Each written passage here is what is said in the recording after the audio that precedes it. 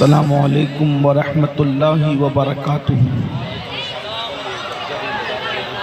अल्हम्दुलिल्लाहि रब्बिल आलमीन रहमानिर रहीम।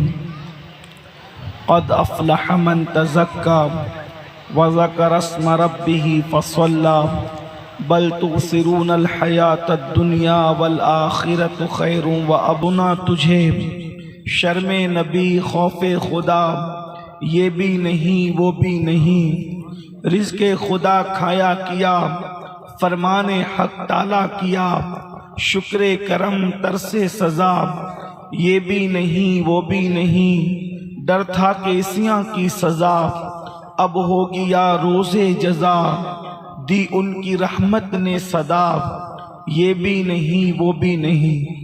आज की ये महफिल मुझे हज़रत मौलाना सिराज साहब ने बताया कि इस्लाहे अक़ाइद व अमाल से मुताल्लिक़ है। अल्लाह तबारक व तआला मेरी और आप सबकी हाज़िरी को कबूलियत का शर्फ अता फरमाए। और काफ़ी वक्त तो हो चुका है, 12:30 बज गए। मैं ये चाहूँगा कि बहुत मुख्तसर से वक्त में थोड़ी देर के लिए आप भी और मैं भी जलसे में रस्म की बजाय, रस्मी तौर पर बैठने की बजाय, हम सब इस नीयत से गुफ्तगू को सुने कि हमारी और आपकी आखिरत संवर जाए जी। क्योंकि हम लोग आखिरी नबी का कलेमा पढ़ते हैं, मुस्तफ़ा जान रहमत सल्लल्लाहु अलैहि वसल्लम का कलेमा पढ़ते हैं, और हमारे नबी सल्लल्लाहु अलैहि वसल्लम ने हमें जो बातें कही है हम उस पर यकीन रखते हैं। हम किसी की बातों को माने न माने, लेकिन हम अपने नबी की बात पर आंख बंद करके ईमान लाते हैं। हम अपने अल्लाह की बात पर आंख बंद करके ईमान लाते हैं। बल्कि हमें अपने अल्लाह रसूल की बात पर इतना यकीन है, और होना भी चाहिए, जितना यकीन हमें अपनी माँ की औलाद होने पर है, यानी हम अपनी माँ के बेटे हैं, हमें इस पर जितना यकीन है उससे ज्यादा हमें अल्लाह रसूल की बातों पर यकीन है। हमारे नबी ने अपनी जबान से कभी झूठ नहीं बोला। उनके दुश्मनों ने तक गवाही दी कि इनसे सच्चा हमने जमाने में किसी को नहीं देखा। अल्लाह के सच्चे रसूल सादिक और मज़दूक, जिनके दुश्मन भी उनको सच्चा कहते हैं, जिनके दुश्मन भी उनको सादिक और अमीन कहते हैं, वो मेरे और तुम्हारे आका मुस्तफ़ा जान रहमत सल्लल्लाहु अलैहि वसल्लम की जात है। मेरे भाइयों और मेरी बहनें भी यहाँ पर मौजूद है। अल्लाह अकबर। याद रखिए, ये जो दुनिया है, ये दुनिया हमेशा रहने की जगह नहीं है। दुनिया के अंदर कोई हमेशा न रहा, न हम हमेशा रहेंगे। हमसे पहले हमारे बाप दादा थे, उनसे पहले उनके बाप दादा थे, उनसे पहले उनके बाप दादा थे। ये दुनिया है, इस दुनिया के अंदर आना जाना लगा हुआ है। ये दुनिया सराय फानी है, ये दुनिया एक सराय की तरह है, ये दुनिया एक लॉज की तरह है। लॉज के अंदर आज कल है, आज कोई है, कल कोई है, परसों कोई है। बोलो, हमेशा लॉजों के अंदर कोई रहने के लिए आता है? नहीं आता। और आने वाला आता है, अपना वक्त गुजार करके चला जाता है। आने वाला आता है, अपना वक्त गुजार कर चला जाता है। बोलो, जिन मकानों के अंदर आज हम और आप रह रहे हैं, इन मकानों के अंदर हमसे पहले बोलो हमारे दादा रहते थे कि नहीं रहते थे? उनसे पहले उनके अब्बा रहते थे कि नहीं रहते थे? अल्लाह अकबर। धीरे धीरे वो चले गए। अल्लाह अकबर। वो मालदार थे तो भी दुनिया से चले गए, वो गरीब थे तो भी दुनिया से चले गए, वो एक दिन में 3 मर्तबा पेट भर के खाते थे तो भी वो दुनिया से चले गए, वो मजदूरी करते थे तो भी चले गए, वो लोगों को जो है मजदूरी करवाते थे तो भी चले गए। इसी तरह हम भी चले जाएंगे। अल्लाह इरशाद फरमाता है, कुल्लु मन अलैहा फान व यबका वजहु रब्बिका जुल जलाली वल इकराम, के सब फना हो जाएंगे, अल्लाह के सिवा सब फना होने वाले हैं। एक जात बाकी रहनी है, अल्लाह की जात ने बाकी रहनी है, अल्लाह की जात के सिवा सबको फना है। और याद रखिएगा, इस दुनिया के अंदर हम अपनी मेहनत से कमाते हैं, खाते हैं। जो जितनी मेहनत करता है वो उतनी तरक्की करता है। गौर कीजिएगा, इस दुनिया के अंदर जो जितनी मेहनत करता है वो उतनी तरक्की करता है। एक इंसान अगर मेहनत न करे, एक इंसान अगर सोता पड़ा रहे, एक इंसान अगर जो वो नींद के अंदर रहे, तो बताइए क्या वो इंसान तरक्की कर सकेगा? एक इंसान कर्जा मांगता रहे और खर्चा करता रहे, तो बोलो उसके कर्जे का बोझ बढ़ेगा कि नहीं बढ़ेगा? आप मुझे बताएं, जब ये चंद दिन की फानी दुनिया में मेहनत के बगैर तरक्की नहीं हो सकती, तो वो आखिरत जो हमेशा बाकी रहने वाली है उसमें मेहनत के बगैर तरक्की कैसे हो सकती है? हम किस तरीके से तरक्की कर सकते हैं? याद रखना, आखिरत में इंसान का उसका जो आमाल है, उसने जो यहाँ मेहनतें की होगी, यहाँ गुनाहों से अपने आप को बचाया होगा, अल्लाह रसूल के कानून पर अमल किया होगा, उसके मुताबिक उसकी आखिरत होगी। याद रखिएगा, ऐसा भी होगा कि अल्लाह अकबर, इस दुनिया के बड़े बड़े मालदार, बड़े बड़े इज्जतदार, बड़े बड़े अलकाबात वाले अपने आमाल की वजह से जहन्नम के अंदर ठोसे जाएंगे। अल्लाह कुरान में इरशाद फरमाता है, ज़ुक़ इन्नका अंतल अज़ीज़ुल करीम।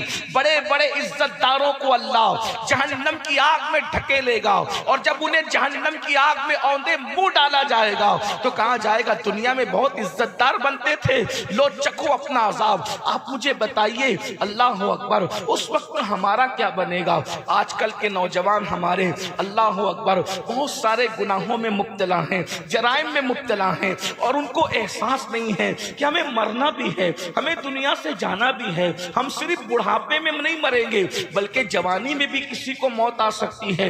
इसलिए मौत की तैयारी, आखिरत की तैयारी हमेशा करते रहना चाहिए। आजकल नौजवान ये सोचते हैं, अरे आखिरत में जो होगा देखा जाएगा। आपको बताऊं, जब तुम अपने नबी की बात मानते हो, अपने आका की बात पर ईमान लाए हो, तो अपने रसूल ने फरमाया, जिसने दुनिया में नमाज नहीं पढ़ा होगा, मेरे आका फरमाते हैं, जिसने दुनिया में नमाज नहीं पढ़ा होगा, कयामत के दिन वो किसके साथ उठेगा? अब जरा गौर कीजिए, ये कोई मौलवी साहब नहीं कह रहे, ये कोई जलसे का नाजिम नहीं कह रहा है, ये कोई मुकर्रिर नहीं कह रहा है। ये कौन कह रहा है? अल्लाह के सच्चे रसूल, सादिक और मज़दूक, जिनकी शान में कुरान कहता है, वमा यंतिकु अनिल हवा इन हुवा इल्ला वह्युन युहा। ये रसूल अपनी मर्जी से कुछ नहीं कहते, इन पर जो वही की जाती है, अल्लाह जो इनको कहने का हुक्म देता है, ये वही बातें करते हैं। जरा दिल के कानों से सुनना, जलसे में आप बहुत देर से बैठे, लेकिन कुछ बात जब ठीक ठाक सुन लो। आका ने फरमाया, अल्लाह के रसूल ने फरमाया कि जिसने दुनिया में नमाज छोड़ दी, कयामत के दिन वो किसके साथ उठेगा? फरमाते हैं फिरऔन के साथ उठेगा, हामान के साथ उठेगा, उबई बिन खलफ के साथ उठेगा। ये तीनों को पहचानते हो कौन है? फिरऔन जो नबी का दुश्मन था, हामान जो नबी का दुश्मन था, और उबई इब्न खलफ कौन है? जिनको मालूम है उनको मालूम है, जिनको नहीं मालूम है वो जान ले।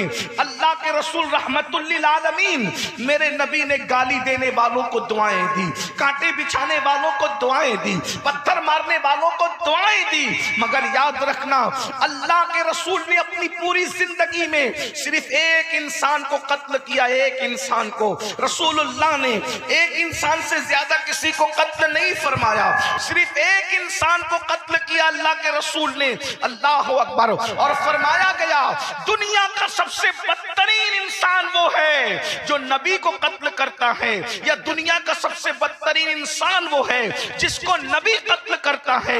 मुझे बताओ, रहमतुल लिल आलमीन ने जिसको कत्ल किया है उसको उबई इब्न खलफ कहते हैं। अब बताओ, जिसको रसूलुल्लाह कत्ल करे वो जन्नत में जाएगा कि जहन्नम में जाएगा? तुम्हारा अकीदा क्या है वो बताओ, बताइए जरा, बताओ, जवाब दो। जिसको नबी ने कत्ल किया, रहमतुल लिल आलमीन ने कत्ल किया, अल्लाह के महबूब ने कत्ल किया, वो जन्नत में जाएगा कि जहन्नम में जाएगा? बोलो यकीनन जहन्नम में जाएगा। और आका क्या फरमा रहे हैं? जिसको रसूलुल्लाह ने अपने हाथों से कत्ल किया है, उबई इब्न खलफ, जो नमाज नहीं पढ़ेगा वो उसी के साथ उठेगा।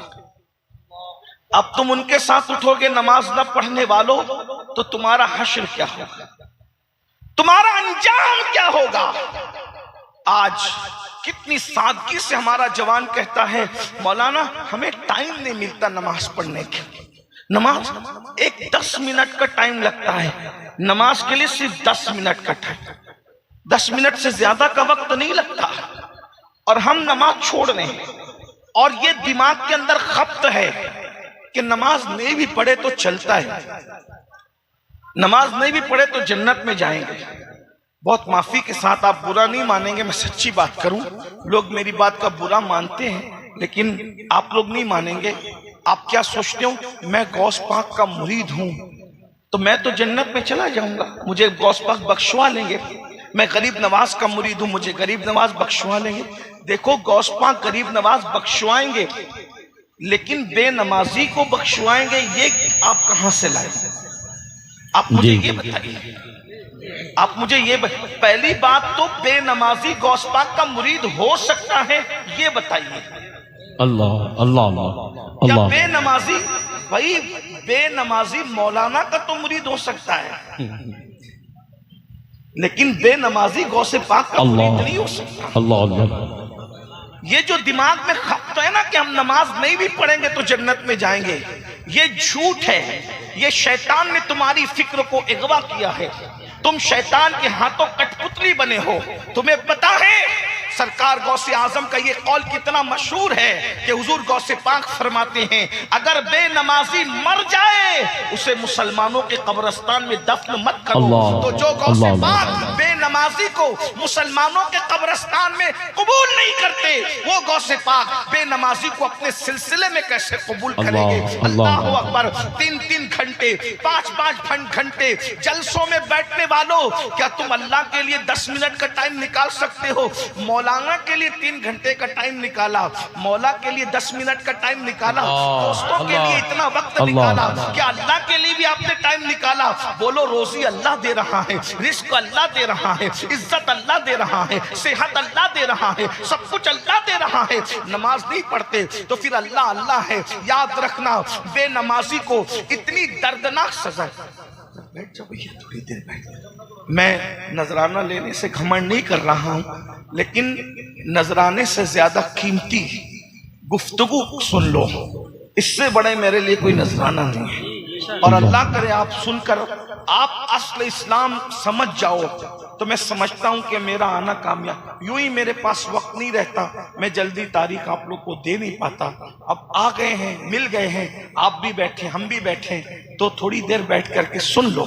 एक भाई ने अभी बताया को कह रहे थे हम लखनऊ से आए, ऐसे दूर दूर से आए हो तो सुकून से सुन लो। मैं देखिए, नजर लेना हमारे बुजुर्गों की सुन्नत है, देना भी सुन्नत है, लेकिन जो नजर लेने से घमंड करता है, बुजुर्गों ने फरमाया एक दिन अल्लाह उस पे ऐसा लाएगा कि वो मांगेगा तो भी लोग उसको नहीं देंगे। तो मैं घमंड नहीं कर रहा हूं, मैं सिर्फ ये चाहता हूं कि मेरी बात आप सुकून से सुन लो। आप एक एक उठ के आओगे, नजराना ला कर दोगे तो तवज्जो बटेगी।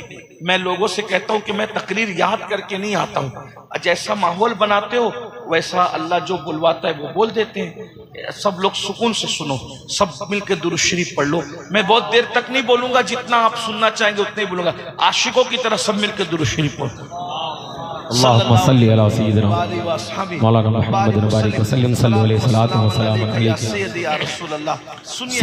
अलैहि वसल्लम। बात को गौर से सुनिए। देखिए, हम सब के लिए टाइम, दोस्तों के लिए टाइम निकाल रहे हैं, इसी तरह से बीवी बच्चों के लिए टाइम निकाल रहे हैं, मौलाना के लिए टाइम निकाल रहे हैं, पीर साहब के लिए टाइम निकाल रहे हैं, सब के लिए टाइम निकाल रहे हैं। लेकिन एक बात मैं आपको कहता हूँ, दिल से कह रहा हूँ, मैं कोई मुकर्रिर आदमी नहीं, फकीर आदमी हूँ, दिल से बात कह रहा हूँ, दिल से सुनना। जिस दिन हम मर जाएंगे उस दिन बीवी भी कब्र में नहीं आएंगी, उस दिन हमारे पीर साहब भी हमारी कब्र में। ये पीर साहब से मुराद ये जो हम लोग जो कहलाते हैं आजकल के दुनिया वाले पीर साहब, अल्लाह वालों की बात नहीं कर रहा हूं मैं, आजकल की बात कर रहा हूं। इल्ला माशाअल्लाह के साथ ये नहीं आएंगे कब्र में। मेरे भाई इतना याद रखना, मैं आपको पीरों से बदजन करने नहीं आया और मैं सच्चे पीरों की बात नहीं कर रहा हूं। लेकिन एक बात कहूं भाई, हम बीमार पड़ जाते हैं तो ये लोग हमें देखने नहीं आते, हम परेशान होते हैं, हमारी खैरियत खैरियत नहीं पूछी जाती, हमारी कब्र में कौन आएगा भाई? ये बताओ, हमारी जो कब्र के ऊपर मिट्टी डालने नहीं आएगा वो कब्र के अंदर कैसे बचाने आएगा? ये तो अपने आप को धोखा मत दीजिए आप। बीवी भी नहीं आएगी, बच्चे भी नहीं आएंगे। ये मुकर्रिर जिसके पीछे आप भाग रहे हो ना दीवानों की तरह, इसको खबर भी नहीं होगी कि तुम्हारा इंतकाल हो गया है।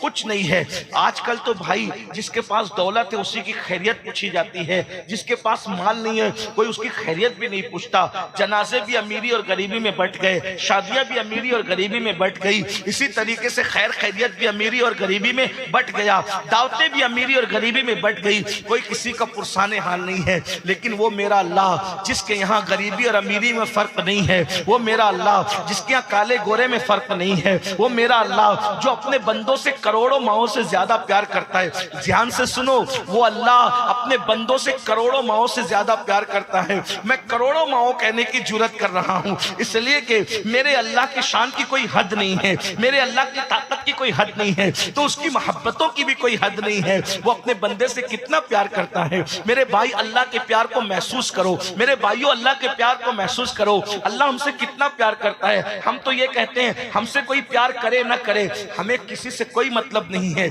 हमारा अल्लाह हमसे प्यार करता है, हमारा रसूल हमसे प्यार करता है। और हमारा अल्लाह कितना प्यार करता है हमसे, करोड़ों माओं से ज्यादा। हमारा नबी हमसे कितना प्यार करता है। हम पैदा भी नहीं हुए थे तब भी वो रात रात भर हमारे लिए मगफिरत की दुआएं करते थे। तो हम अल्लाह का रसूल हमसे मोहब्बत करता है, अल्लाह हमसे मोहब्बत करता है। अब मुझे बताओ, वो अल्लाह रोजी कौन देता है? अल्लाह देता है। हमारे गुनाहों पे पर्दे कौन डालता है? अल्लाह डालता है। अल्लाह अगर खाने की ताकत छीन लेना तो तुम्हारी फ्रिज भरी हो फिर भी तुम खा नहीं सकते। शुगर के मरीजों से जाके पूछो, मिठाई की दुकान है फिर भी मिठाई खा नहीं पा रहा है। अल्लाह नहीं चाहता ना, नहीं चाहता। देखो अल्लाह तुम्हें खिला रहा है, तुम खा रहे हो। और याद रखो, दुनिया में ऐसे भी लोग हैं मेरे जवानों जो नींद की 4-4 गोलियां खाते हैं मगर उनको सुकून की नींद नहीं आती। हाँ, जिनके ऊपर तुम रश्क करते हो ना, ये अदाकार, ये फिल्मी स्टार, ये औला, ये फुला, उनकी पर्सनल लाइफ को झांक करके देखो। उनके पास अच्छी टी शर्ट तो है लेकिन उनके पास पुरसुकून दिल नहीं है, उनके पास नरम गद्दे तो हैं, उनके पास सुकून की नींद नहीं है। तुम क्या समझ रहे हो मेरे भाइयों? ये अल्लाह का एहसान है जो तुम्हें सुकून की नींद अता करता है, जो तुम्हें राहत की नींद अता करता है, जो तुम्हें चैन की नींद अता करता है, तुम्हें खिलाता है, तुम्हें पिलाता है, इज्जतें देता है, ऐबों पे पर्दे डालता है। अब मुझे बताओ, जिसने माँ के पेट में हमारी शक्ल बनाई, जिसने माँ के पेट में हमारी सूरत बनाई, जरा गौर तो कीजिए, जरा गौर कीजिए, तवज्जो कीजिए। वो छोड़, सुन लो, पसीना आता है आने दो। आका फरमाते हैं मजदूर की मजदूरी उसका पसीना सूखने से पहले दे दो। मैं अल्लाह की बारगाह में ये मजदूरी कर रहा हूँ, गुलामी कर रहा हूँ। मेरे ऊपर तवज्जो ना करें आप, मेरी गुफ्तगू पे तवज्जो करें। सब सुन लो, चैन से सुन लो भाई, थोड़ी देर की बात है, इधर उधर डिस्टर्ब मत करो, सुन लो, आराम से सुनो। दुरूद शरीफ पढ़ो, रब्बे सल्ले व सल्लिम दाइमन अबदा अला हबीबिका खैरुल खल्क़ि कुल्लिहिम। तो आज क्या कर रहा था, देखो गौर करो, अल्लाह का हम पे कितना एहसान है। दिन में कितनी मर्तबा अपना चेहरा देखते हो और चेहरा देख देख के कितना खुश होते हो, घमंड भी करते हो, मैं कितना अच्छा लग रहा हूँ, कितना खूबसूरत हूँ। अब बताओ, अगर हमको अल्लाह खूबसूरत बनाने की बजाय होंठ हमारा काट देता, नीचे का होंठ नहीं बनाता, हम अल्लाह से झगड़ा करने जाते, क्या कर लेते? बताओ क्या कर लेते? इंसान बनाता, होंठ कटा बनाता, नाक कटा बनाता। अरे इंडिया की खूबसूरती में पैदा करने की बजाय अफ्रीका के कालों में पैदा करता, क्या कर लेते? वो भी तो इंसान है। अरे चलो इंसान इंसान होता है, अगर अल्लाह कुत्ता बना देता तो क्या कर लेते? अगर अल्लाह सुअर बना देता तो क्या कर लेते? अगर अल्लाह चूहा बना देता तो क्या कर लेते? चले ठीक है भाई, इंसान बनाया था, इंसान बनाता, अच्छा बनाता, लेकिन अगर अबू लहब के घर में पैदा करता तो क्या कर लेते? अबू जहल के घर में पैदा करता तो क्या कर लेते? अरे काफिर पैदा करता तो क्या कर लेते? लेकिन अल्लाह की शान तो देखो, अल्लाह की शान तो देखो। इंसान बनाया, खूबसूरत बनाया, खूबसूरत बनाने के बाद फिर क्या किया? ईमान की दौलत अता की। ईमान की दौलत भी दी तो मूसा का उम्मती नहीं बनाया, ईसा का उम्मती नहीं बनाया, दाऊद का उम्मती नहीं बनाया, यूसुफ का उम्मती नहीं बनाया। किसका उम्मती बनाया? अपने महबूब का उम्मती बनाया है। वो लोग अपनी मगफिरत की फिक्र खुद करते, तवज्जो, और अंबिया किराम के उम्मती अपनी मगफिरत की फिक्र खुद करते हैं, और हम वो हैं हमारी मगफिरत की फिक्र मुस्तफा जान रहमत करते हैं। देखो कितना एहसान है, कितना इनाम है मेरे अल्लाह का, कितना इनाम है मेरे अल्लाह का। उसके बाद जरा गौर करें, हमारे दो चार गलतियां हमारी अम्मी को पता हो तो हमारी अम्मी हमारे भैया को बताती है, हमारे अब्बा को बताती है। हमारी करोड़ों गलतियां मेरे अल्लाह को मालूम है, लेकिन अल्लाह किसी पे जाहिर नहीं होने देता, वो किसी का ऐब नहीं खोलता। मेरे भाइयों, बहुत देर होशियार न बनो, बुकराती न करो। अगर अल्लाह ऐबों पे पर्दे न डाले, हम यहाँ बैठने के काबिल न रहे, तुम वहां बैठने के काबिल न रहो। ये उसका करम है कि वो हमारे ऐबों पे पर्दे डालते रहता है और हमें इज्जत अता करते रहता है। वरना याद रखो, अपनी अमाल का जायजा लो, हम मुंह दिखाने के काबिल नहीं हैं। अगर हमारे गुनाह हमारे बच्चों को पता चल जाए, बच्ची अब्बा कहना छोड़ दे, बीवी को पता चल जाए, बीवी रिश्ता तोड़ दे, माशरे को पता चल जाए, माशरे में कोई हमें अपने करीब ना बिठाए, लेकिन वो अल्लाह है, सब कुछ मालूम है, सब कुछ जानता है, पर्दे डालता है, किसी को पता चलने नहीं देता, किसी को इल्म नहीं होने देता। अब बताओ, ऐसा एहसान करने वाला अल्लाह फिर उसके बाद माँ के पेट में भी बनाया। हमारे पैदा होने से पहले माँ के सीने में हमारे लिए दूध पैदा किया। जरा बताओ, अगर अल्लाह माँ के सीने में दूध न पैदा करता तो क्या हमारे बाप में ताकत थी हमें कुछ खिलाने की? अल्लाह। हमारी माँ में ताकत थी हमें कुछ खिलाने की, हमारे अंदर ताकत थी कुछ खाने की। वो अल्लाह जिसने सब दिया, उस अल्लाह के लिए 10 मिनट का टाइम नहीं निकाल। अल्लाह। उस हमसे बड़ा गद्दार और एहसान फरामोश कौन है? जिसने सब कुछ दिया, उसके लिए 10 मिनट। जो 6000 की नौकरी देता है, उसके आगे हाथ बांध के खड़े रहते हो, जी सेठ जी, जी सेठ जी से, है ना? जो 6000 की नौकरी, अब वो जिसने नौकरी दी है ना, उसको भी अल्लाह ही ने तौफीक दी है तुम्हें नौकरी दे। अगर अल्लाह तौफीक छीन ले तो कोई तुम्हें नौकरी न दे, हैं? दे नौकरी? नहीं दे। ना नौकरी मिले, ना बीवी मिले, ना छोकरी मिले, कुछ ना मिले, ना गिजा मिले, ना कुछ मिले, ये अल्लाह की तौफीकात है। अल्लाह ने असबाब बनाए, फिर भी उस अल्लाह के लिए टाइम नहीं निकालते, उस अल्लाह के लिए, फिर अल्लाह नाराज होता है। अब याद रखना, जब तुम अल्लाह का हक अदा नहीं करते, जब तुम अल्लाह का हक अदा नहीं करते, नमाज के लिए टाइम नहीं निकालते, इबादत के लिए वक्त नहीं निकालते, फिर अल्लाह नाराज होता है। और जब नाराज होता है तो फिर वो क्या करता है? अजाब देने का फैसला करता है। और फिर अल्लाह के रसूल सल्लल्लाहु अलैहि वसल्लम फरमाते हैं कि अल्लाह रब्बुल इज्जत सबसे ज्यादा मौत के वक्त अगर किसी को तकलीफ देता है, मरते वक्त सबसे ज्यादा अगर किसी को तकलीफ होती है तो बेनमाजी को होती है, नमाज छोड़ने वालों, नमाजों को तर्क करने वालों। अब जरा दिल के कानों से सुनो अपने नबी का फरमान, अपने सच्चे नबी का फरमान। मेरे और तुम्हारे आका फरमाते हैं, भाइयों मरना है, मौत तो बरहक है। कुरान कहता है, ऐनमा तकूनु युद्रिकुमुल मौत वलौ कुंतुम फी बुरूजिन मुशय्यदा। अगर तुम मजबूत किले में जाकर के छुप जाओगे तो भी तुम्हें मौत आकर के रहेगी। अल्लाह अकबर। मेरे और तुम्हारे आका सच्चे नबी सादिक व मसदूक मुस्तफ़ा जाने रहमत सल्लल्लाहु अलैहि वसल्लम फरमाते हैं कि जब बेनमाजी मरता है तो अल्लाह उस पर इतनी प्यास मुसल्लत करता है, अल्लाह उस पर इतनी प्यास मुसल्लत करता है कि अगर 7 समुंदरों का पानी भी उसके मुंह में उंडेल दिया जाए तो भी उसकी प्यास को कोई बुझा नहीं सकता। जरा गौर कीजिए, 7 समुंदरों की प्यास मुसल्लत की गई। मेरी बहनें भी यहाँ मौजूद हैं, मैं अपनी माँ और बहनों की भी तवज्जो चाहता हूँ। मेरी बहनों, तुम्हें भी मरना है, तुम्हें भी मौत आना है। कब तक अपने शौहर की दौलत पर घमंड करती रहोगी? कब तक अपने बाप के कच्चे कपड़ों पे इतराती रहोगी? कब तक अपने जेवरात पर जो है फूले ना समाती रहोगी? जिस दिन मौत आएगी मेरी बहनों, उंगली में से जो है वो अंगूठी भी उतार ली जाएगी, कपड़े भी निकाल लिए जाएंगे। कोई ले गए अपने साथ जो हम ले जाएंगे? नहीं, कुछ नहीं ले जाओगे, सिर्फ अमाल लेकर जाओगे। जो माल कब्र में नहीं जाएगा उस पर इतना घमंड कर रहे हो, और जो अमाल कब्र में जाने वाले हैं उसके लिए कोई तैयारी नहीं की। अरे हमने जेवरात जमा किए, कोई जेवर ले गया, कपड़े जमा किए, कोई कपड़े ले गया, कफन। अल्लाह अकबर। सोचो तो सही, बुजुर्गों ने फरमाया, कितने लोग हैं दुनिया में जिनका कफन मार्केट में आ चुका है, कितने लोग हैं दुनिया में जिनका कफन मार्केट में आ चुका है और वो गफलत की जिंदगी गुजार रहे हैं। अल्लाह अकबर। मेरे भाइयों, मेरे जवानों, आखिरत की तैयारी कर लो, वरना अल्लाह का वो दर्दनाक अज़ाब कुरान कहता है, इन्ना बत्श रब्बिका लशदीद, तेरे रब की पकड़ बड़ी सख्त है, अल्लाह का अज़ाब बड़ा दर्दनाक है। इन्ना अज़ाब रब्बिका लवाक़ि मा लहू मिन दाफ़े, तेरे रब का अज़ाब वाक़े होकर रहेगा। और जब अल्लाह अज़ाब नाजिल करने का फैसला कर ले, दुनिया की कोई ताकत नहीं बचा सकती।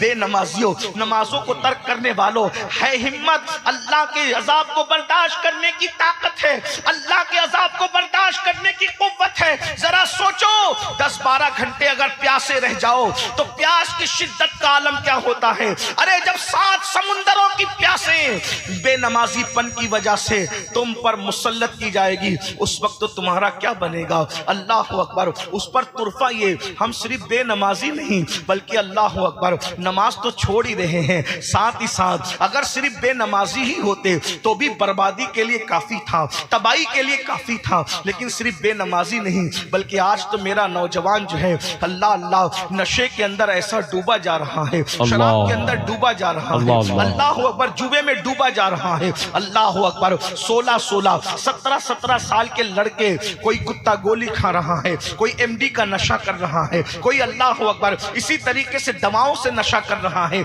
और ये सब कुछ फिल्मों में देख रहे हैं और फिल्मों में देखकर, सीरियलों में देखकर उनकी नकल कर रहे हैं।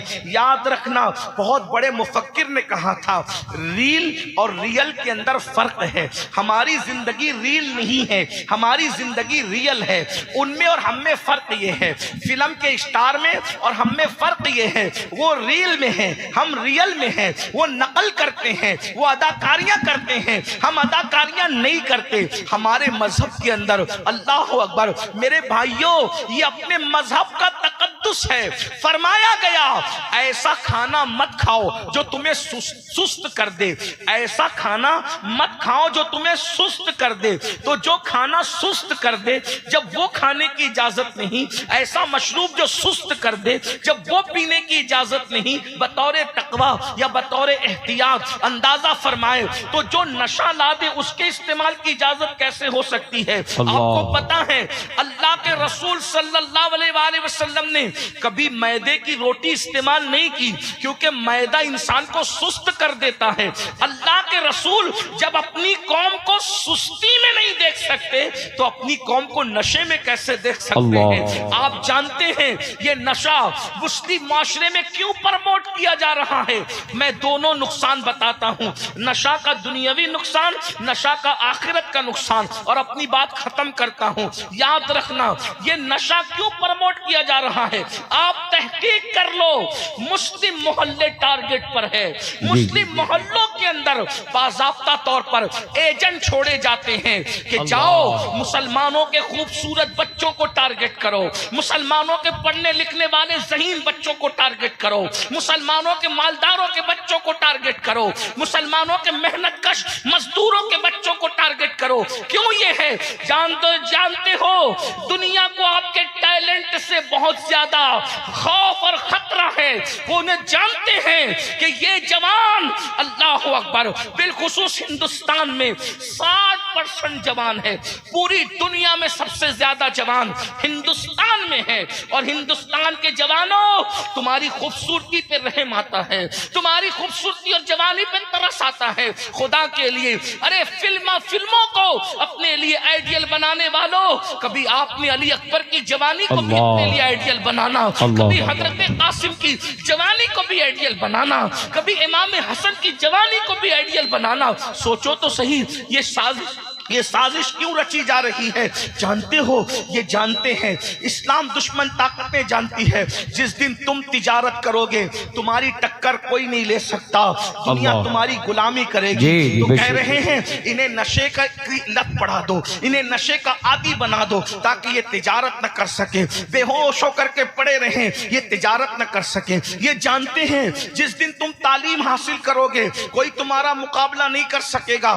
कर पाया कोई अब्दुल कलाम कलाम का मुकाबला बताओ कर पाया कोई? नहीं। इतनी ताकत हिंदुस्तान को किसने दी? अब्दुल कलाम ने दी। बल्कि मैं तो ये कहता हूँ हिंदुस्तान बनाने से लेकर हिंदुस्तान बसाने तक, हिंदुस्तान बसाने से लेकर हिंदुस्तान सजाने तक, हिंदुस्तान सजाने से लेकर आजाद कराने तक, आजाद कराने से लेकर इतनी ताकत अता करने तक सफे अव्वल में कौन खड़ा है देख लो। अगर आपको बताऊं ताजमहल किसने बनाया? कलमा पढ़ने वाले ने। लाल किला बना के किसने सजाया? कलमा पढ़ने वाले ने। इसी तरीके से हिंदुस्तान के अंदर इतनी खूबसूरत आबादियों का तस्वीर किसने दिया? इस मुल्क के अंदर गुलाब नहीं थे, गुलाब लाने वाले तुम हो, चमेली लाने वाले तुम हो, फूल लाने वाले तुम हो, यानी गार्डन सजाने वाले तुम हो। तुम्हारे आने से पहले ये तस्वीर नहीं था, वरना तहकीक कर लो। अल्लाह अकबर। उसके बाद सजाया तो तुमने है, सोने की चिड़िया भी तुमने बनाया था।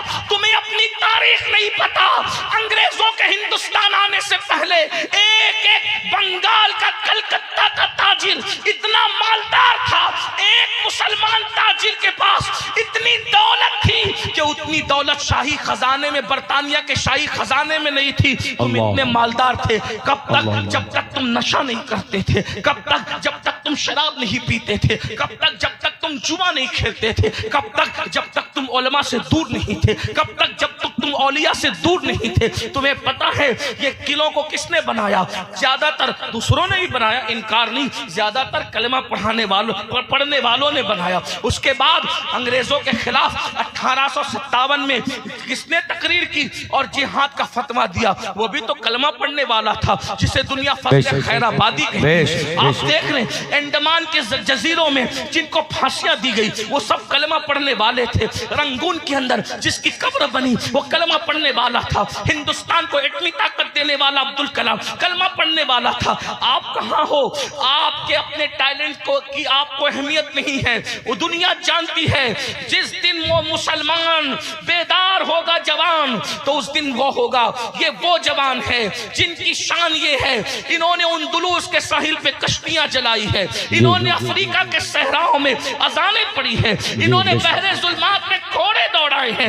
इकबाल जैसे मुफक्किर को मजबूर होकर कहना पड़ा दी अजानें कभी यूरोप के कलीसाओं में और अफ्रीका के तपते हुए सहराओं में। दश्त तो दश्त है, दरिया भी ना छोड़े हमने, बहरे जुल्मात में घोड़ा दिए घोड़े हमने। अल्लाह अकबर। ये मर्दों का हाल है। रजिया सुल्ताना तुम में थी, रजिया सुल्ताना तुम में थी, बेगम हजरत महल तुम में थी। आप क्या समझ रहे हैं? दुनिया यूं ही तुम्हें नशे का आदी नहीं बना देना चाहती। दुनिया तुमसे, तुम्हारे टैलेंट से खतरे में है कि इनको पढ़ने मत दो, ये पढ़े नहीं, आगे नहीं बढ़े, इनको जुए में, शराब की लत में मुब्तला कर दो। तुम नादान हो, मेरी कौम के जवानों, तुम नादान हो। खुदा के लिए गौर तो करो। तुम नशा करोगे तो नशे से कौन रोकेगा? एक तो नशे का नुकसान ये है, दुनिया का नुकसान, जो नशा करते हैं इंस्टॉलमेंट पर, किस्तों में वो मौत के करीब होते हैं। नशे से फेफड़े खराब होंगे, नशे से बीमारियां आएंगी, नशे से इंसान कैंसर में और कैसी कैसी बीमारियों में मुब्तला होगा। ये दुनिया का नुकसान। और ये भी हया के पर्दे में कह दूं, मिंबर का तकद्दुस है। जो ज्यादा नशा करता है वो बीवी की जरूरत पूरी करने के काबिल नहीं रहता। फिर नतीजा क्या होता है? अगर शरीफ है तो बिस्तर पर सिसकियां लेकर रात गुजारती है, और जरा भी बेबाक है तो किसी और के हत्थे चढ़ जाती है। अल्लाह। ये बुराइयां नशे की वजह से है। नशा करने वाला धुत पड़ा रहेगा, कमाएगा नहीं। जब कमाएगा नहीं तो बच्चों की स्कूल की फीस कौन भरेगा? माँ बाप का सहारा कौन बनेगा? खिलाएगा कौन? जब गुर्बत की चक्की में पीसोगे तो कहा गया, अल्लाह के रसूल की हदीस है, गुर्बत कभी कभी इंसान को कुफ्र तक ले जाती है। अल्लाह। और आखिरत का जो नुकसान है वो ये है कि जो नशा करता है जब वो मरेगा तो उसकी जबान पे कलमे तैयबा जारी नहीं होगा। अल्लाह अल्लाह। हजरत जुनैद बगदादी फरमाते, सुन लो हजरत जुनैद बगदादी का कौल, फरमाते मेरे पड़ोस में मेरा दोस्त रहता था, उसको लाखों हदीसें याद थी। जब उसके मौत का वक्त करीब आया, मरने का वक्त करीब आया, तो मैं उसके सराहने गया कि पड़ोसी है, दोस्त है और बड़ लाखों हदीसों का आलिम है। लेकिन जब मैं उसके करीब गया तो मैं बोल रहा था कलमा पढ़ो, कलमा पढ़ो। उसने कहा मैं कलमा नहीं पढ़ता, जाओ यहां से।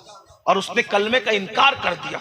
हजरत जुनैद बगदादी कहते हैं मैं रोता रहा, या अल्लाह मेरा दोस्त इतना बड़ा आलिम, लाखों हदीसों का मुहद्दिस, जिसने याद करके रखी थी, वो काफिर होके कैसे मरा। मैं दुआ करता रहा, ए अल्लाह मुझे दिखा कि वो कैसे काफिर हुआ, मरते मरते कैसे काफिर हुआ, मरते मरते कैसे काफिर हुआ। पता है जब वो ख्वाब में नजर आया तो देखा कि जहन्नम के अजाब के अंदर मुब्तला है। हजरत जुनैद बगदादी ने कहा अल्लाह की कसम दे के पूछता हूँ, बता कि तू काफिर होके कैसे मरा। तो कहा जुनैद सुनो, ये राज मैं तुम्हें बताता हूं, मैंने किसी को नहीं बताया।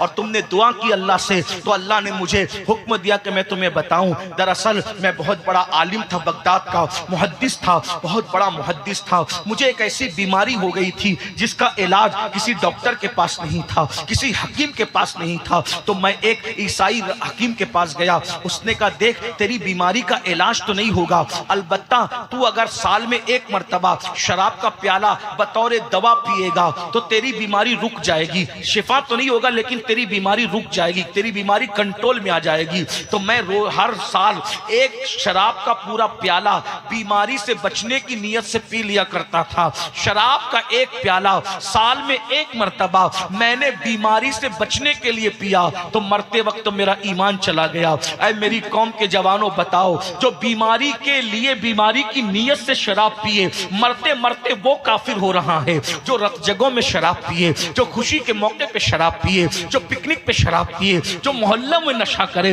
बताओ उनका खात्मा ईमान पर कैसे होगा। बल्कि सुनो सुनो, अल्लाह के सच्चे रसूल सादिक व मसदूक तुम्हारे मेरे रसूल ने फरमाया, ऐ इब्ने मसूद मेरी उम्मत के कुछ लोग होंगे जो मरेंगे तो अच्छे भले मरेंगे, लेकिन जब कयामत के दिन वो अपनी अपनी कब्रों से उठेंगे तो या तो उनका चेहरा सूअर की तरह होगा या तो उनका चेहरा बंदर की तरह होगा।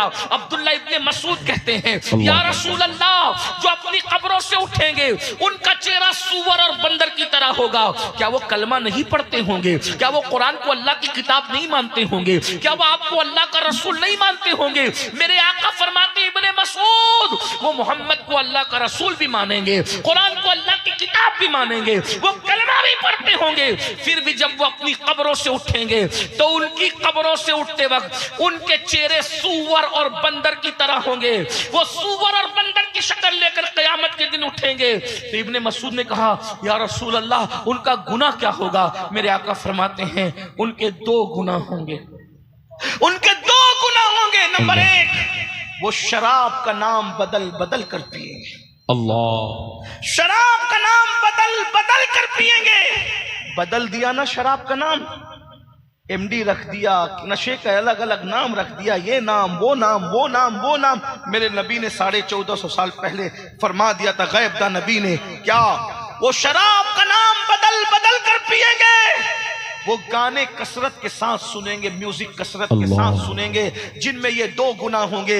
जब वो अपनी कब्रों से उठेंगे या तो उनकी शक्ल सूअर की तरह होगी या तो उनकी शक्ल बंदर की तरह होगी। किसने कहा? जिस नबी का कलमा पढ़ते उसने कहा, जिस रसूल का कलमा पढ़ते उसने कहा, जिसकी बात पर काफिर भी कहते हैं कि ये नबी झूठ नहीं बोलते, ये सादिक और अमीन है। अब बताओ, अगर चेहरे पे फुंसी निकल आए तो शादियों में नहीं जाते, अगर चेहरे पे सफेद दाग निकल आए तो मुंह पे मास्क रख करके घूमते हो। अल्लाह अकबर, चेहरे पे हवा लग जाए तो मुंह पे रुमाल रख करके घूमते हो। ऐसा ही है ना, अगर ऐसे ऐब हो जाएं तो लोगों के सामने नहीं जाते।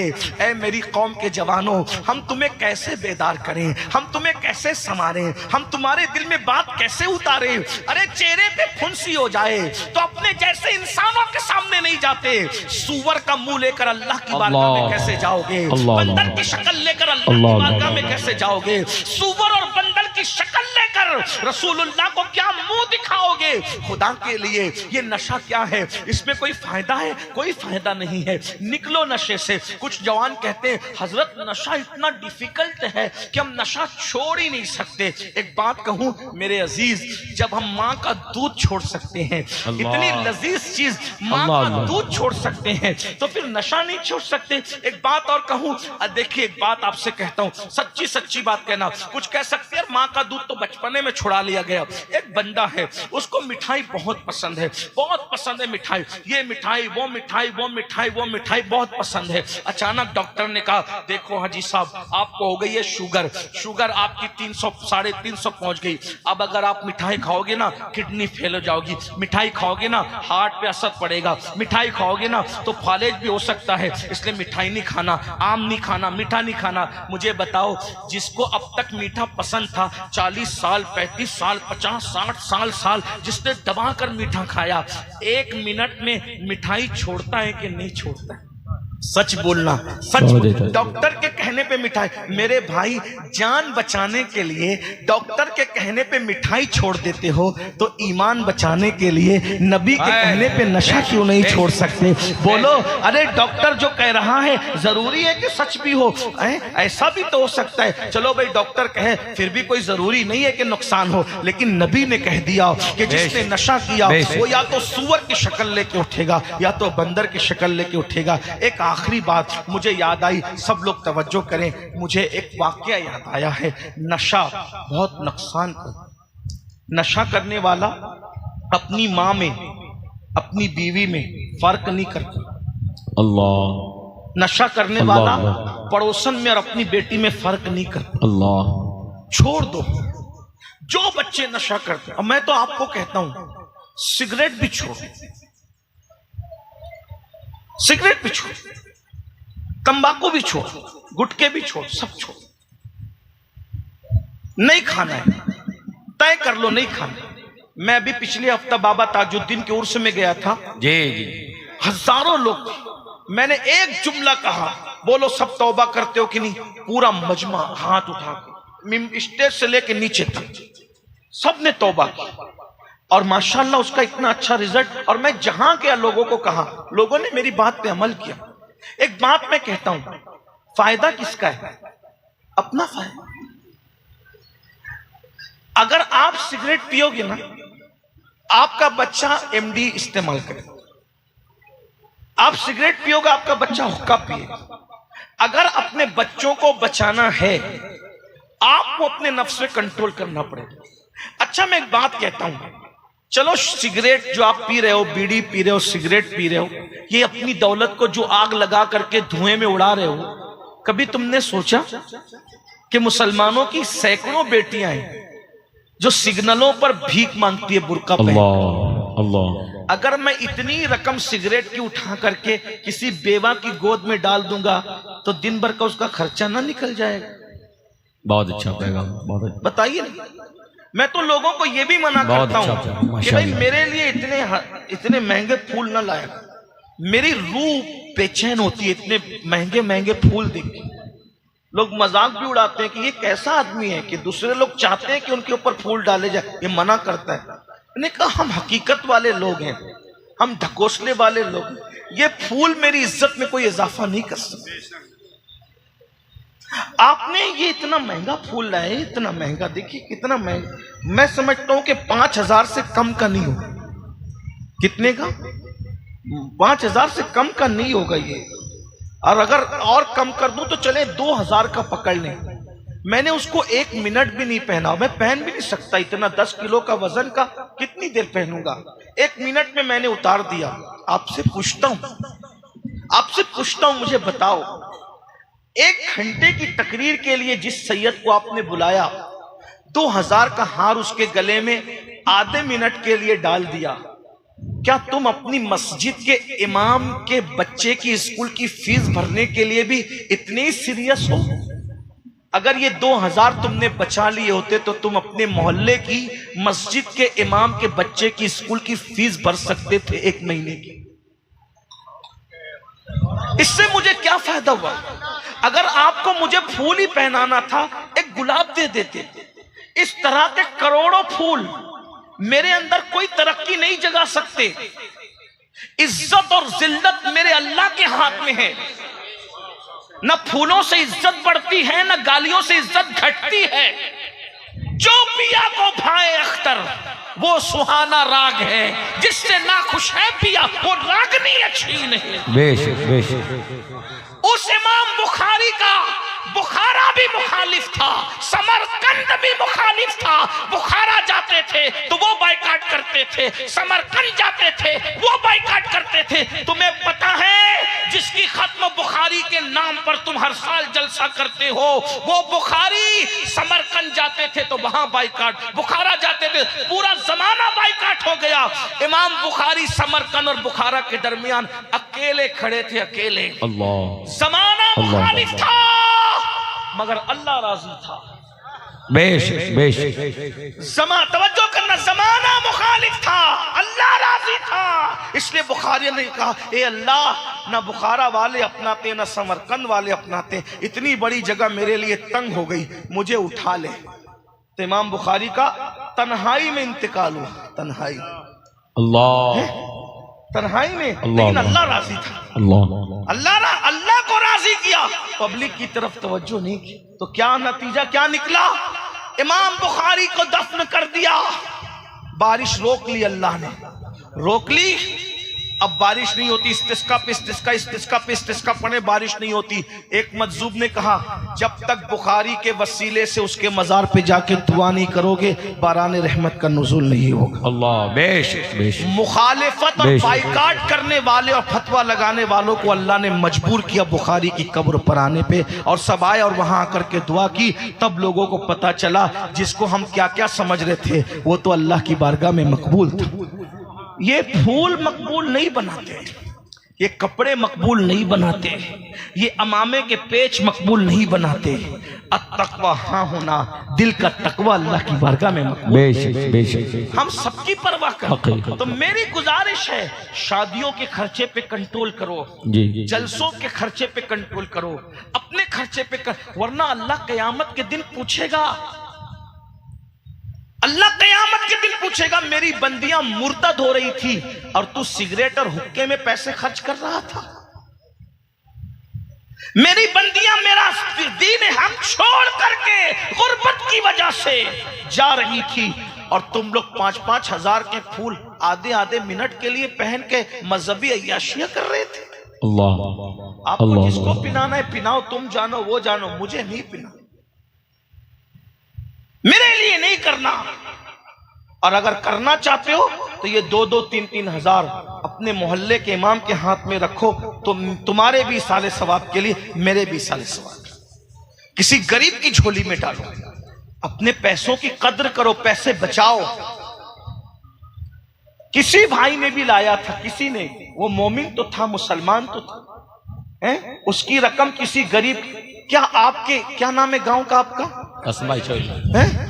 क्या इचौली में आज कोई ऐसा बंदा नहीं था जो भूखा सोया हो? मुसलमान हो या हिंदू हो या सिख हो या ईसाई हो, कोई हो यार, क्या इचौली में कोई गुर्बत की वजह से भूखा नहीं सोया होगा? तो कोई अल्लाह का एक बंदा इचौली में भूखा सोता है और उसी इचौली के अंदर में 5,000 का फूल आधे आधे मिनट के लिए पहनता हूं, तो अल्लाह मुझसे नहीं पूछेगा। हम तो सूफिया के गुलाम है मेरे भाई। जब लंगर सब खा लेते थे और महबूब इलाही के सामने आखिरी में खाना आता था, तो महबूब इलाही खाना देखते थे और खादिम का चेहरा देखते थे, कहते थे मैं कैसे खा लूं, हो सकता है कि जमुना के किनारे कोई खारिश ज़दा कुत्ता भूखा पड़ा होगा। अल्लाह क़यामत के दिन पूछेगा, मोहम्मद अहमद और निजामुद्दीन, एक कुत्ता भूखा था और तू पेट भर के खा रहा था, तो मैं अल्लाह को क्या जवाब दूं? ये दीन है। अल्लाह, तुमने दीन नहीं सीखा। सिगरेट पीने वालों, अपनी दौलत को अपने हाथों से आग लगाने वालों, नशा करने वालों, अपनी जवानियों को अपने हाथों से आग लगाने वालों, खुदा के लिए रहम कर लो, अपने आप पे रहम कर लो। जो आखिरी बात कहने चला था वो ये, वो वाकया याद है, नशा करोगे पछताओगे, और ऐसा पछताओगे कि वो पछताना काम नहीं आएगा। किताबों में लिखा है, किताबों में लिखा है, दर्द दिल के साथ सुन ले मेरे वो नौजवान जो नशे की तरफ जाए। हमारे मजहब ने तो नशे वालों के साथ बैठने से ही मना किया, बल्कि पता चल जाए कि कोई नशा करता है उसको समझाओ, नहीं मानता है ना, उसको अपनी महफिल में जगह भी मत दो। अल्लाह के रसूल फरमाते हैं, जो नशेड़ी को अपनी महफिल में जगह देगा, अल्लाह क़यामत के दिन उसको अंधा उठाएगा, अल्लाह क़यामत के दिन उसको अंधा उठाएगा। और जो लोग नशे का कारोबार करते हैं, अल्लाह करे उन तक मेरी आवाज पहुंचे। मौत बेचने वाले, मौत के सौदागरों, तुम कभी सोचा किसी के हाथ में एमडी और नशा की पुड़िया थमाते वक्त कि तुम किसी के जवान बेटे को मौत के मुंह में ढकेल रहे हो? इसकी जगह तुम्हारा बेटा होता तो तुम इसी तरह उसको मौत के गड़े में ढकेलते? और सुनो, अल्लाह के रसूल ने फरमाया, कमा तदीनु तुदान, तुम जैसा करोगे तुम्हारे साथ वैसा ही होगा। दुश्मनों के नशेमन पे बिजलियां गिराने वालों, दुश्मनों के नशेमन को उजाड़ने वालों, दुश्मनों के जवान बच्चों को नशे में मुब्तला करके मौत के घाट उतारने वालों, अगर तुम किसी का घर वीरान करोगे, किसी बूढ़ी माँ की गोद उजाड़ोगे, किसी के घर में अंधेरा करोगे, तो तुम्हारे घर में भी कभी उजाला नहीं रह जाएगा। इसलिए अगर तुम मुसलमान हो और नशे का धंधा करते हो, शराब बेचते हो, एमडी बेचते हो, नशे की चीजें बेचते हो, तौबा कर लो तौबा। दौलत ही सब कुछ नहीं है। अरे हलाल कमाने वाले अपने साथ कुछ नहीं ले जाते, हराम कमाने वालों तुम क्या ले जाओगे? जिसने आधी से ज्यादा दुनिया फतेह किया वो सिकंदर आजम दुनिया से खाली हाथ गया, तुम अपने साथ क्या ले जाओगे? और नौजवानों से कहता हूं, हम सिर्फ अपने लिए पैदा नहीं हुए, सितारों के आगे जहां और भी है, अभी इश्क के इम्तिहान और भी है। तू शाही है, परवाज है काम तेरा, तेरे सामने आसमां और भी है। तुम खुद बेदारी पैदा करो, नशा नहीं होगा। तालीमी बेदारी पैदा करो, छोटे छोटे बच्चों को मोटिवेट करो। पढ़ना है, कुछ बनना है, मुल्क का मुस्तकबिल बनना है, कौम का मुस्तकबिल बनना है, किसी पे बोझ नहीं बनना है, लोगों की जरूरत बनना है। हमारा हर जवान बेटा बेटी ग्रेजुएट से कम ना हो, इतने इल्म पे मेहनत करो, खूब मेहनत करो। तो मैं अर्ज कर रहा था, वो वाकया जल्दी से पढ़ के बात पूरी करूं, काफी देर हो गई। मैं भी मुख्तसरी गुफ्तगू करना चाहता था लेकिन जज्बाती हो गया। आखिरी वाकया सुन ले, नशे का नुकसान। इस वाक़े को लिखा है अल्लामा इब्नुल जौज़ी ने अपनी किताब में, और उसको मैं अपने अल्फाज के जामे में बयान कर रहा हूँ। हज़रत सैयदुना मालिकुद दीनार फरमाते हैं, मालिक इब्ने दीनार, कि मैं हज को गया। जब हज को गया तो मैंने क्या देखा कि पूरा हरम खचाखच भरा हुआ है। तकरीबन 5 लाख लोग हज के लिए आए हुए हैं। मैंने अल्लाह से दुआ की, अल्लाह 5 लाख लोग हज को आए, मैं खुद भी हज को आया, मौला किसका हज तूने कबूल किया वो भी मुझे बता दे, जिसका रद्द किया वो भी मुझे बता दे। मैं ये दुआ करके मिना में आकर के आंख बंद की और सोया हुआ था। ऐसे में मैंने क्या देखा कि कोई कहने वाला कह रहा है कि ए मालिक, हमने मोहम्मद इब्ने हारून नाम का एक बल्खी हाजी है, बल्ख का हाजी है, उस बल्खी हाजी का हज रद्द कर दिया है, और तुम उठो और उठ करके जाओ और जाकर उस जवान को बताओ, उस शख्स को बताओ कि हमने उसका हज रद्द कर दिया। तुम उसको जाकर बताओ हमने उसका हज रद्द कर दिया। अब जवानों ध्यान से सुनना, मालिक बिन दीनार उठे और उठने के बाद मिना के अंदर जो खेमे अलग अलग लगे हुए थे तो उन लोगों से पूछने लगे, बल्ख के जो हाजी थे, ए बल्खी हाजियों, तुम में मोहम्मद इब्ने हारून कौन है? तो उस वक़्त बल्ख के हाजियों ने कहा, आप कौन है और आप मोहम्मद इब्ने हारून को कैसे जानते हैं? तो कहा कि मैं मालिकुद दीनार हूं, मैं बगदाद से आया हूं हज करने के लिए। अच्छा, इतने बड़े वली मालिकुद दीनार, और आप इब्ने हारून को क्यों पूछ रहे हैं? आपको पता इब्ने हारून क्या है? कहा क्या, इब्ने हारून क्या है? कहा हमारे पूरे बल्ख में सबसे बड़ा मुत्तकी और परहेजगार और पारसा इंसान को इब्ने हारून कहते हैं। कहा अच्छा। अब दिल में सोचने लगे, या अल्लाह, तू कहता है रद्द कर दिया, तू कहता है इब्ने हारून का हज रद्द कर दिया, और ये पब्लिक कह रही है कि उससे बड़ा मुत्तकी पूरे बल्ख में कोई नहीं। इससे याद रखना मुसलमानों, पब्लिक के तारीफ करने पे फूलना मत। पता नहीं अल्लाह के निगाह में हमारा क्या मर्तबा है। दुनिया तो रहमतुल्लाह अलैह कहेगी, अगर अल्लाह लानतुल्लाह कह दे तो क्या होगा? अल्लाह और तो करे ना, फिर अल्लाह अल्लाह है ना, उसकी नजर में अच्छे बनो। हम दुनिया की नजर में अच्छे बन रहे हैं, अल्लाह खुदा के बंदो गौर करो, इब्ने हारून की कितनी तारीफ कर रहे थे बल्ख वाले, बड़ा नेक बड़ा नेक बड़ा नेक। और अल्लाह कह रहा है ख्वाब में मालिक को मैंने हजरत कर जाके बता। तो मालिक को दीनार होशियार अल्लाह वाले थे, उन्होंने कहा ये मिलेगा कहाँ? बोले ये ऐसे खेमों में नहीं रुकता, हर साल हज को आता है, हर साल हज को आता है, ऐसे खेमों में नहीं रुकता। अच्छा फिर कहाँ रुकता है? वो खुले आसमान के नीचे चिलचिलाती धूप में रुकता है, और वो रोजे से रहता है, साल भर रोजा रखता है, रोजे रोजा नफिल रोजा, पैदल हज करता है। अच्छा अब हजरत मालिकुद दीनार सोच रहे अल्लाह का हुक्म कुछ है, पब्लिक कुछ कह रही है, चलो चलते हैं। जब उसको ढूंढते ढूंढते पहुंचे तो क्या देखा, एक बंदा है, उसका एक हाथ कटा हुआ है और दूसरे हाथ से उसने अपने पैर को बांध कर जंजीर हाथ में ली है और आसमान की तरफ आंख उठाकर कहता है अल्लाह मुझे माफ कर दे, अल्लाह मुझे माफ कर, अल्लाह मुझे माफ कर, बख्श दे। रो रहा है, रोते रोते उसकी दाढ़ी आंसुओं से तर हो गई है, अल्लाह मुझे माफ कर दे, अल्लाह मुझे माफ कर दे। इब्ने हारून जैसे ही मालिकुद दीनार के कदमों की आहट को सुनता है, फौरी तौर पर आंसू पोंछता है और आंसू पोंछ करके कहता है ए बुजुर्ग कौन है आप? आपने सलाम किया, वालेकुम, कौन है आप? मैं मालिकुद दीनार हूँ। अच्छा कोई ख्वाब देख कर आए हो मेरे पास? अल्लाह अल्लाह, कोई ख्वाब देख कर आए हो मेरे पास? हजरत मालिक ने सोचा अरे ये तो इतना पहुंचा हुआ है कि मेरा ख्वाब भी जानता है। ख्वाब देख के? जी ख्वाब देखा है, यही ख्वाब देखा है ना कि मैंने इब्ने हारून का हज रद्द कर दिया, जाके उसको बता दो, यही देख कर आए? हाँ यही देखा। तो ये तो ख्वाब भी जानता है, ख्वाब का मजमून भी जानता है। ए अल्लाह वाले तू मेरे ख्वाब को और ख्वाब का मजमून भी जानता है, अल्लाह ने तेरा हज रद्द कर दिया, कैसे रद्द कर दिया? कहा मैं अल्लाह वाला नहीं, मैं पापी हूं। ये करामत के तौर पे नहीं बता रहा हूं, ये बरसों का तजुर्बा इसलिए बता रहा हूं। 25 साल से हर साल हज को आ रहा हूं। कितने साल से?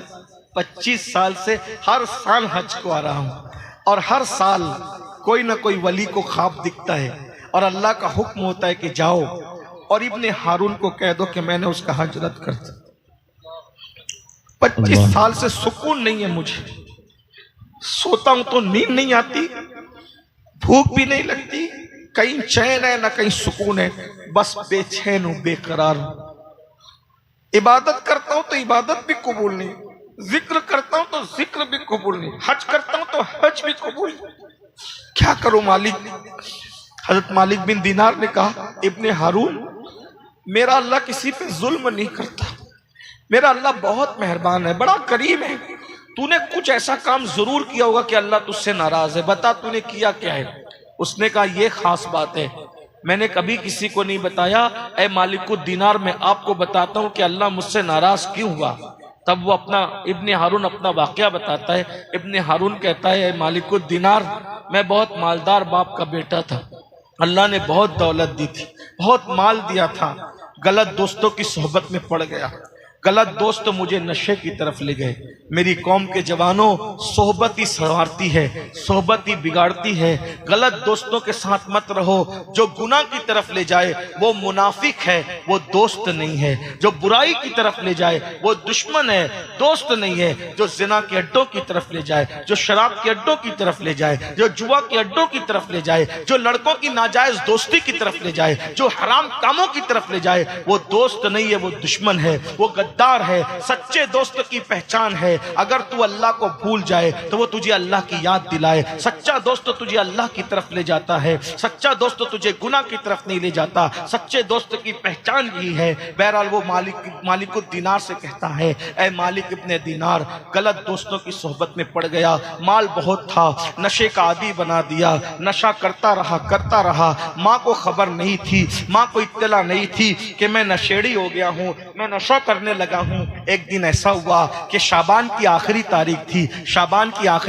थी, दोस्तों ने मशवरा किया कल से रमजान शरीफ शुरू हो जाएगा, एक काम करते हैं कल से तो मौका नहीं मिलेगा नशा करने का, आज जरा जी भर के नशा कर लेते हैं। इतना नशा कर लिया कि शाम हो गई, नशा नहीं उतरा तो मजबूरन शाम के वक्त मैं डोलता अपने घर आया। मेरे जवानों अल्लाह वो तुम्हें दिन न दिखाए जो इब्ने हारून को दिखाया। अल्लाह अकबर, गौर से से सुनना। इब्ने हारून कहता है, ऐ मालिकुद्दीनार, मैं नशे में था, डोलते डोलते आया, रमजान का चांद नजर आ चुका था, रमजानुल मुबारक की तैयारियां हो रही थी, लोगों के तेज तेज कदम से नमाज तरावी के लिए मस्जिदों को आबाद करने के लिए जा रहे थे, और मैं डोलते हुए नशे की हालत में अपने घर के दरवाजे पर आया। मेरी माँ ने पहली मर्तबा मुझे नशे की हालत में देखा। मेरी माँ को पता नहीं था कि मैं नशा करता हूँ। पहली मर्तबा माँ ने मुझे नशे की हालत में देखा। जैसे ही नशे की हालत में देखा, मेरी माँ को गुस्सा आया। मेरी माँ ने जोरदार तमाचा मेरे चेहरे पे मारा, क्योंकि मैं माँ का बहुत अदब करता था, माँ का बहुत फर्मा बरदार था। मैं अपनी माँ की कभी नाफरमानी नहीं करता था। मेरी माँ को बड़ा घमंड था मुझ पे, बड़ा एतमाद था कि मेरा बेटा मेरी नाफरमानी कभी नहीं करता। जैसे ही मेरी माँ ने मुझे एक तमाचा मारा, क्योंकि मैं होश में नहीं था, मैं तो नशे में था। नशे की हालत में जब मेरी माँ ने मुझे एक तमाचा मारा, शैतान ने मुझ पे काम किया। मैं गुस्से में आया और नशे की हालत में मैंने अपनी माँ को पलट कर तमाचा मारा। मैंने अपनी माँ को एक नहीं बल्कि कई तमाचे मारे और मारता रहा यहाँ तक कि अपनी माँ को मारते मारते बूढ़ी माँ को उठाकर मैंने जलती हुई आग में फेंक दिया। अल्लाह, जलते हुए तन्नूर में मैंने अपनी माँ को फेंक दिया। उसके बाद क्या हुआ मुझे नहीं मालूम। जब सुबह को मेरा नशा उतरा, मैंने अपनी बीवी को आवाज दी। मेरी बीवी ने बहुत तल्ख लहजे में जवाब दिया। मैंने पूछा, ओ फरमा बरदार नेक बीवी, तू मुझे तलखी में जवाब क्यों देती? तो कहा, मैं तो तेरे नशा उतरने के इंतजार में थी। अरे जब तू अपनी माँ का नहीं हुआ, मेरा क्या होगा? मैं तेरा घर छोड़कर जाती हूँ। मैंने पूछा, माँ को क्या हुआ? माँ को क्या हुआ? कहा, देख माँ को क्या हुआ। तो इब्ने हारून कहता है, मालिकुद्दीनार, मैंने देखा मेरी माँ मुर्दा जली हुई रोटी की तरह कोयला बन के पड़ी थी। मैंने पूछा, माँ को ये किसने किया? मेरी बीवी ने पूरी दास्तान बताई। मगर पछतावे से का होवत, जब चिड़िया चुग गई खेत। माँ का कातिल था मैं। मुझे एहसास हुआ कि नशे ने सिर्फ मुझसे नशा नहीं करवाया, नशे ने मुझे माँ का कातिल तक बना। मैंने अपनी माँ को कत्ल तक कर दिया। ऐ नशा करने वाले मेरी कौम के जवानों, हो सकता है कि तुम भी अपने बाप के कातिल बन जाओ, तुम भी अपनी माँ के कातिल बन जाओ। अरे उसने तो चूल्हे की आग में माँ को फेंक करके जला दिया, तुम तो अपने माँ बाप को दुखों की आग में जला रहे हो, टेंशन की आग में जला रहे हो, बेचैनी की आग में जला रहे हो। जाके पूछो अपनी उन माँओं से जो तुम्हें नशे की हालत में देखकर कितना बेचैन होती है, बेकरार होती है, तड़पती है, रातों को सो नहीं पाती, सिसकियां लेकर के करवटें बदल बदल कर अल्लाह से दुआ करती, अल्लाह मेरे बच्चे को संवार दे, मेरे बच्चे को संवार दे। वो बाप के दिल से पूछो, अल्लाह अकबर, जिसने तुम्हें इतनी उम्मीदों से पाला था कि तुम जवान हो जाओगे, बाप का सहारा बनोगे, लेकिन नशे की वजह से तुमने अपने बाप को भीख मांगने पे मजबूर किया, बुढ़ापे में मजदूरी करने पे मजबूर किया। अल्लाह को जवाब क्या दोगे? दुनिया भी तबाह कर रहे हो, आखिरत भी बर्बाद कर रहे हो। सुनो सुनो, मालिकुद्दीनार कहते हैं, जब उसने बताया कि मेरी माँ को मैंने मुर्दा पाया, तो मैंने कुल्हाड़ी ली और अपने उस हाथ को काट दिया कि जिस हाथ ने मेरी माँ को मारा, हाथ काट दिया, अपना महल बेच दिया, सब अल्लाह की राह में सदका कर दिया, गुलामों को आजाद कर दिया, अल्लाह की राह में सब खत्म कर दिया। अब एक मुट्ठी चना, उसी से सहरी करता हूँ, उसी से इफ्तार करता हूँ, रोजाना रोजा रखता हूँ। कोई घर नहीं है, हर साल पैदल हज को आता हूँ, ना नमाज कबूल हो रही है, ना रोजा कबूल हो रहा है, ना हज कबूल हो। तो हज़रत मालिकुद्दीनार कहते हैं, जालिम बदबख्त, अल्लाह तुझे कभी माफ न करे, अल्लाह कभी तुझे माफ न करे। ये कहते हुए हजरत मालिकुद्दीनार पलट गए। मालिकुद्दीनार कहते, जब मैं पलट रहा था तो पलटते हुए मैंने आवाज सुनी, ऐ गमों को खोलने वाले, मुझे माफ़ कर दे मेरे अल्लाह। जब मैं आया खैमे में लेट गया तो ख्वाब में मुझे रसूलुल्लाह की ज़ियारत हुई। अल्लाह के रसूल ख्वाब में आए और आने के बाद कहा, ऐ मालिक तूने उसको बद्दुआ क्यों दी? अर्ज़ की या रसूलल्लाह उसने कितना बड़ा जुर्म किया। आका फरमाते हैं मैं बताऊं क़यामत में उसके साथ क्या होगा? क्या होगा? अल्लाह की अदालत में वो और उसकी माँ दोनों खड़े होंगे। अल्लाह फरमाएगा तू नशा करता था, माँ का कातिल था, तू जहन्नम में जा।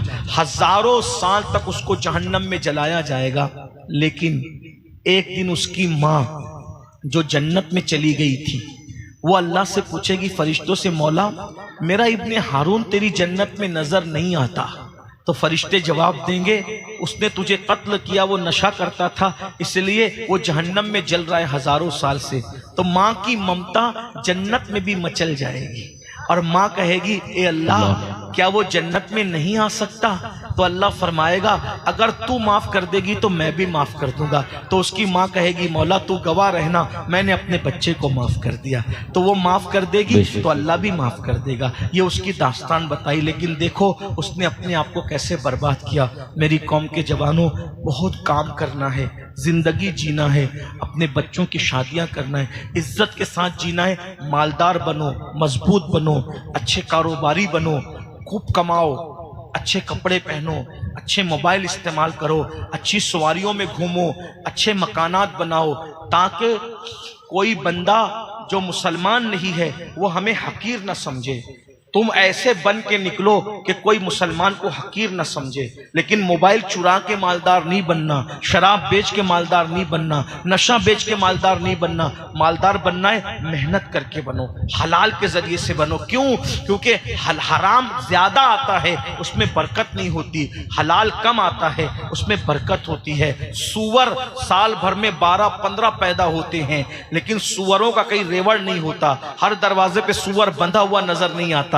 बकरियां 2 या 3 पैदा होती है, लेकिन जंगल भर भर के रेवड़ भी नजर आते हैं और हर दरवाजे पे बकरियां खड़ी भी नजर आती है। अल्लाह बता रहा है बकरी हलाल है, हमने बरकत रखी है, सूअर हराम है, हमने बरकत नहीं रखी। हलाल कारोबार करो, मेहनत करो, तरक्की करो, और सिर्फ कमाकर अपने ऊपर खर्च मत करो, बल्कि कमाकर जो दूसरे कमजोर मुसलमान है उनका भी मदद करो, उनकी भी इमदाद करो, एक दूसरे की मदद करो। क्योंकि मेरे आका फरमाते हैं अल्लाह उस वक्त तक तुम्हारी मदद करता रहेगा जब तक तुम अपने मोमिन भाई की मदद करते रहोगे। आइए कुछ कीजिए एक अज़्म के साथ। आइए जलसा एक रस्मी जलसा ना हो, आज कुछ करके उठिए, कुछ अज़्म करके उठिए कि हमें नशा छोड़ना है। पहली बात, आइए मेरे साथ पंजतन के नाम पे कौन कौन वादा करता है। अब आपका इम्तिहान है, अल्लाह के लिए वादा, मुझे दिखाने के लिए नहीं, पब्लिक को दिखाने के लिए। कौन कौन वादा करता है आज से 5 वक्त नमाज पढ़ेंगे?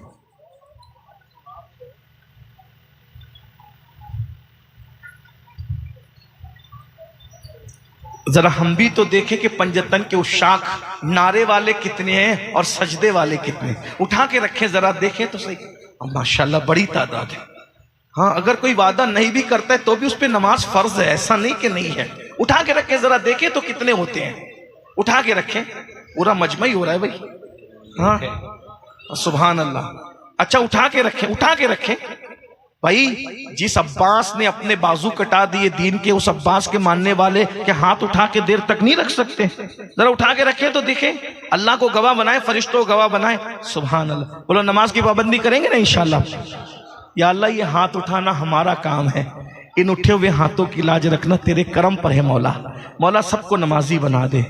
और अब नशे के बाइकाट में कितने लोग मेहनत करेंगे? सुभान अल्लाह। उठा के रखें जरा, कितने लोग नशे के खिलाफ मेहनत करेंगे? मैं तो लोगों को ये मशवरा दे रहा हूं, अगर मुल्क को, हिंदुस्तान को सुपर पावर बनाना है तो हमारे सियासी लीडर भी इसमें मेहनत करें, हिंदुस्तान को नशा मुक्त कर दें। अगर भारत को नशा मुक्त कर दोगे, अल्लाह ने भारत को इतना टैलेंट अता किया है कि चंद सालों में हमारा मुल्क जो है वो सुपर पावर बन सकता है। तो मगर यही है, बल्कि नशा खाने बंद हो जाएंगे तो दवा खाने भी बंद हो जाएंगे। नशे के अड्डे बंद हो जाएंगे तो जेलें भी बंद हो जाएंगी, जराइम भी खत्म हो जाएंगे। इसलिए और हमारा मजहब तो नशे का भरपूर मुखालिफ है। इसलिए हम सबको चाहिए कि अपने बच्चों के ऊपर खास नजर रखें, किसके साथ उठता है, किसके साथ बैठता है, किसकी सोहबत में रहता है। बच्चों पे कड़ी नजर रखो, गलत सोहबत से बच्चों को बचाओ। माँ बाप अपने बच्चों को टाइम दे, वक्त दे, उनकी तालीम का, तरबियत का ख्याल करें। इंशाअल्लाह तबारक व तआला उम्मीद है अगर हम अपने बच्चों की अच्छी तरबियत करने में कामयाब रहे तो हम नशे का मुकाबला कर सकते हैं। अल्लाह ताला इस महफिल को कबूल फरमाए। गुफ्तगू के दरमियान अगर कोई गलती हो तो अल्लाह ताला मुआफ़ कर दे। अस्तगफिरुल्लाह रब्बी मिन कुल्लि ज़ंबि व अतूबु इलैहि व मा अलैना इल्लल बलाग। अस्सलामु अलैकुम व रहमतुल्लाह।